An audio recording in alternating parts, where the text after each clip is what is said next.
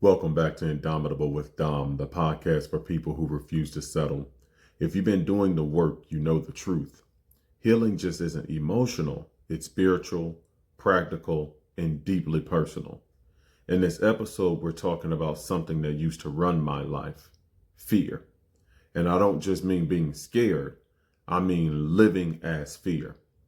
If you've ever felt like fear was more than just a feeling, but a part of your identity, this one's for you. You ever run from something so long that running becomes a part of who you are?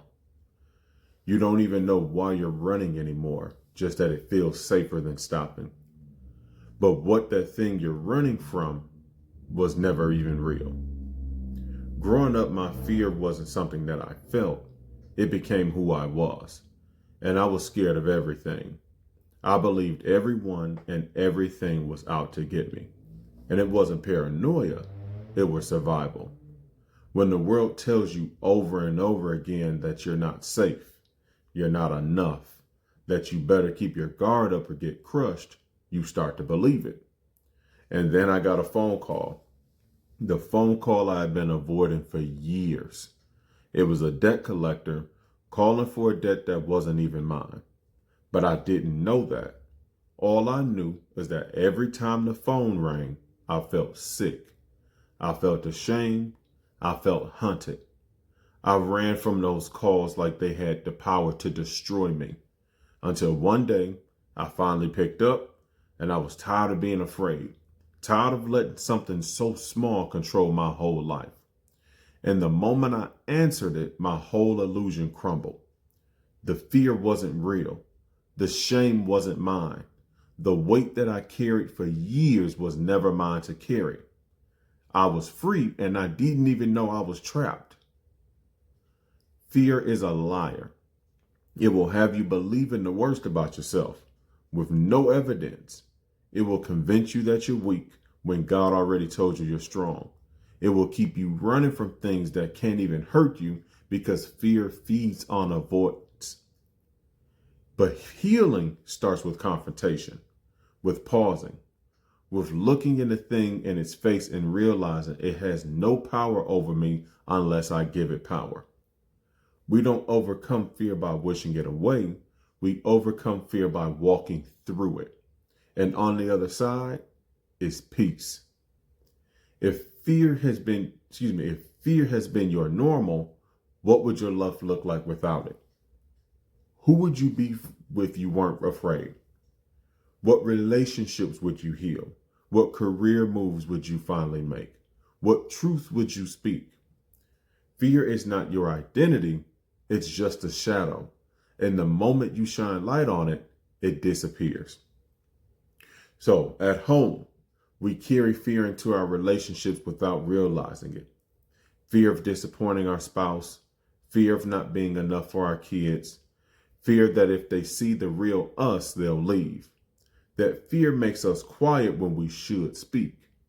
That makes us harsh when we should be soft. It shuts us down emotionally, even in the places meant to heal us. Healing starts when we stop reacting from fear and start leading from love. When we let honesty in, when we create safety by being ourselves. Fear shows up as hesitation at work, holding back in meetings, avoiding difficult conversations, doubting your value. You don't ask for the raise. You downplay your authority. You overthink every move because deep down, you still think that you're that little kid that's always been afraid. But when fear loses its grip, you show up differently. You speak with clarity. You take action. You move like you belong because now you know you do. In your personal life, fear doesn't always scream. Sometimes it whispers. It tells you not to try, not to trust, not to hope. It convinces you to stay in what's familiar, even if it's broken. But healing invites you to face what you ran from, to answer the call, to realize that the monster was never real. It was in your mind, echoing a wound, and you get to choose faith over fear now. not because it's easy, but because you're free. So here are 3 small but powerful shifts that helped change everything for me. Number 1 was naming the fear. We can't defeat what we do not define. Write it down, say it out loud, call it as it is.